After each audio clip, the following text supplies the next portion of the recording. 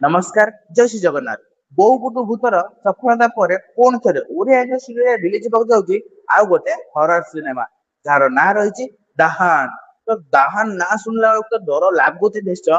ଆଉ ପୁରୁଣା ଫିଲ୍ମର ଟିକେ ଭାଇବ୍ସ ନିଶ୍ଚୟ ମିଳୁଛି, କାରଣ ଆଗରୁ ଯୋଉ ପ୍ରକାର ଫିଲ୍ମ ତିଆରି ହଉଥିଲା ସେଭଳିଆ ଭାବରେ ଯେମିତିକି 1920 ହଉ କିମ୍ବା ରାଜ ଫିଲ୍ମ ହଉ ସେଇଭଳିଆ ଟାଇପର କିଛି ଗୋଟେ ସୁନ୍ଦର ଷ୍ଟୋରିରେ ହେଇକି ଫିଲ୍ମଟା ରିଲିଜ ହେବାକୁ ଯାଉଛି।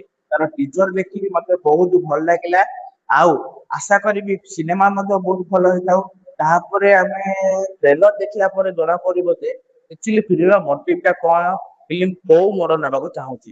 ତ ଯଦି ଓଡିଆ ଇଣ୍ଡଷ୍ଟ୍ରିରେ ଗୋଟେ ଫିଲ୍ମଟେ ତିଆରି ହଉଛି ଆଉ ମେକର ମାନେ ଚାହୁଁଛନ୍ତି ନିଜର ପାରୁପର୍ଯ୍ୟ ଚେଷ୍ଟା କରୁଛନ୍ତି, ତାହେଲେ ଆମେ ମଧ୍ୟ ଅଡିଏନ୍ସ ହେଇକି ଆମେ ମଧ୍ୟ ତାଙ୍କୁ ସପୋର୍ଟ କରିବା ଦରକାର।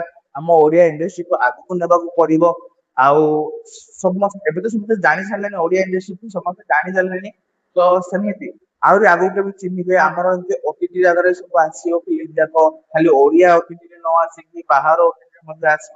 ମେକର ମାନଙ୍କୁ କହିବାକୁ ଚାହୁଁଛି ଯେ ଆପଣ ମାନେ ବହୁତ ଭଲ ଫିଲ୍ମ କରିବାକୁ ଚେଷ୍ଟା କରନ୍ତୁ, ଯାହା ଫଳରେ କି ଅଡିଏନ୍ସ ମାନେ ସପୋର୍ଟ କରିବେ ଆଉ ଆପଣଙ୍କ ଫିଲ୍ମ ସହିତ ଆମ ଓଡିଶାର ମଧ୍ୟ ନାଁ।